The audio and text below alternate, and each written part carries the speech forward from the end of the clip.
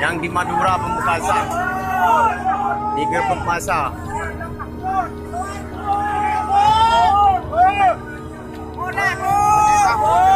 Ada ikut.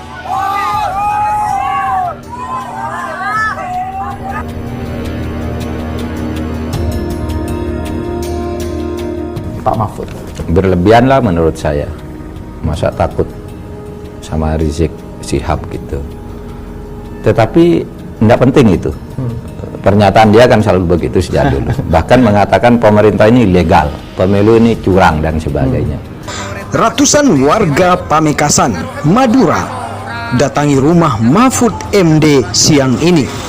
Mereka menolak kriminalisasi kepada Habib Rizik Syihab serta menolak pemanggilan ke Polda Metro Jaya 1 Desember 2000.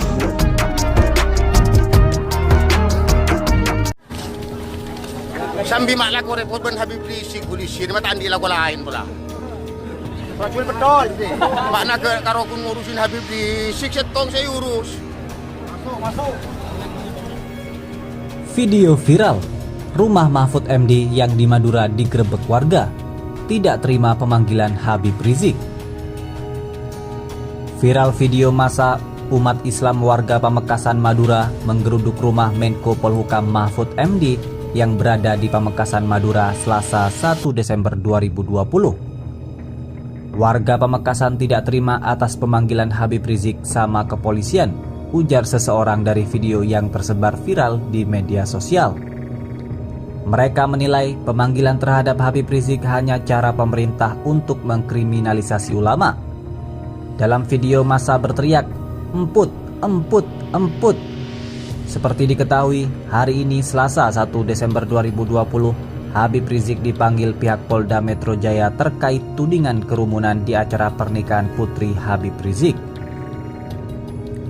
Pihak kepolisian menduga Habib Rizik Syihab melanggar pasal 160 KUHP tentang menghasut masyarakat supaya melakukan perbuatan pidana. Kita bilang sama Pak Menteri, Jokowi nggak usah mikirin minta maaf sama PKI, urusin asap tuh di Sumatera, asap. Urusin asap di Sumatera, urusin kampung yang kering karena kekeringan lama hujan nggak turun. Urusi itu, banyak pengangguran, jangan ngurusin PKI. Baik saudara, ada yang bertanya? Sudah atau terus? Sudah atau terus? Lanjut? Betul? Saya mau tanya sekali lagi, udah atau terus? Udah atau terus? Pantes orang Solo di Jakarta banyak jadi tukang parkir. Habib lagi di parkir, Beb. Ini jelek-jelek Habib. Terus, lu pikir gua mobil? Lanjut? Nah, ini bagian yang terpenting, saudara. Pertanyaannya, kenapa kami begitu ngotot agar presiden tidak minta maaf kepada PKI? Karena ada ustadz yang bicara begini, nggak apa-apa kita minta maaf kepada PKI, itu kan perbuatan terpuji dalam Islam. Yang meminta maaf lebih baik daripada memaafkan. Iya, benar juga. Jawab jangan.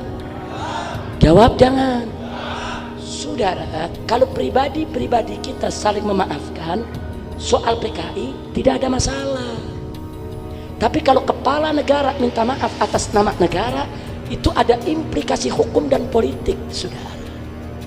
Satu, kalau presiden minta maaf kepada PKI, maka yang pertama, saudara, berarti itu pengakuan bahwa negara bersalah, PKI tidak salah, saudara. Kalau PKI tidak salah, berarti NU salah, berarti Muhammadiyah salah, berarti umat Islam salah, berarti habaib kiai salah. Hati-hati saudara, kalau presiden minta maaf kepada PKI, berarti PKI tidak salah. Kalau PKI tidak salah, berarti ulama salah, kiai salah, pesantren salah, tentara salah, pejabat salah, negara semua salah. Bahaya tidak? Ini bukan Jokowi tukang mebel, bukan. Ini Jokowi presiden, saudara. Kalau Jokowi masih jadi tukang mebel, bukan presiden, kita nggak ikut campur. pribadi-pribadi. Ini saat ini Jokowi bukan tukang mebel, sudah Presiden Republik Indonesia. Putusannya itu bisa menimbulkan implikasi politik, implikasi hukum, baik dalam maupun luar negeri, saudara. Kira-kira jelas tidak? Jelas tidak? Saya mau tanya sekarang, siapa presiden kita? Jujur jawab, siapa presiden kita? Jokowi, saudara. Hati-hati, Anda presiden, nggak boleh sembarangan untuk bersikap. Yang kedua, kalau negara minta maaf kepada PKI dan PKI di posisi tidak bersalah, maka PKI wajib direhabilitasi oleh negara. Nama baiknya harus dikembalikan, aset-aset PKI yang pernah dirampas oleh negara harus dikembalikan, dan partai PKI harus diresmikan hidup kembali oleh negara, saudara, tanpa perlu verifikasi. Ini merupakan yaitu tuntutan daripada rehabilitasi, saudara. Enggak sampai di situ, bahkan yang berikutnya, saudara, PKI berhak untuk mendapatkan kompensasi. Anda tahu kompensasi yang mereka minta? Saat ini lagi digelar Mahkamah Internasional tentang PKI, saudara. Tahu yang mereka tuntut? Setiap anggota PKI yang dirugikan oleh negara sejak tahun 65 dulu sampai sekarang, saudara, harus diganti rugi satu anggota PKI 1 miliar. Tahun 65 anggota PKI ada 3 juta orang, baik yang mati ataupun di penjara ataupun yang hidupnya tidak bebas di tengah masyarakat, harus diberikan ganti rugi satu orang 1 miliar. Saudara, 3 juta PKI kali 1 miliar, 3.000 triliun. Saya mau tanya, dikit atau banyak? Dikit atau banyak? Bangkrut ini negara, saudara. Dan jujur saya mau tanya, kalau PKI dapat 3.000 triliun, kira-kira bisa biayai partai baru tidak? Setiap anggota PKI dapat 1 miliar, yang 500 juta dia pakai 500 juta lagi buat bagi-bagi penduduk satu kampung untuk pilih partai PKI, saudara.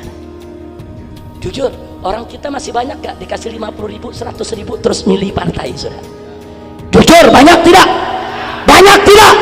Kira-kira kalau begitu PKI besok menang lagi tidak? Saudara, kemarin PKI tidak berkuasa, dia khianati kita habis-habisan. Bagaimana kalau besok dia menang pemilu?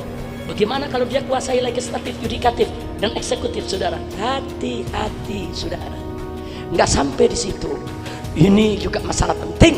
Kalau negara minta maaf kepada PKI, saudara, PKI diposisikan tidak bersalah, berarti kiai-kiai NU, kiai-kiai Banser, kiai-kiai Muhammadiyah, kiai-kiai ormas Islam yang di tahun 65 ikut perang melawan PKI, mereka semua adalah penjahat perang, pelanggar HAM berat.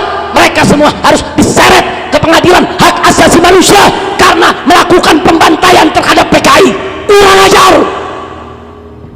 Insya Allah, hari ini kiai-kiai NU yang mimpin Tebu Ireng, yang mimpin Sidagiri, yang mimpin Krapeak di Jogja, saudara, yang mimpin di Sarang Rembang sana, sampai kiai-kiai di mana-mana tempat, yang tahun 65 dulu mereka komandan-komandan Banser, mereka pimpinan-pimpinan GP Ansor. Usia mereka ketika itu masih muda, saudara. Saat ini usia mereka sudah 70 tahun, 72 tahun. Mereka yang dulu jadi pahlawan kita, pejuang kita, pembela kita, saudara.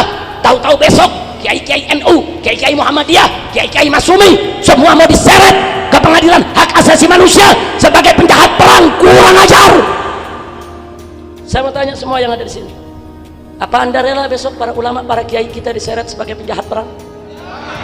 Jawab semua, rela tidak?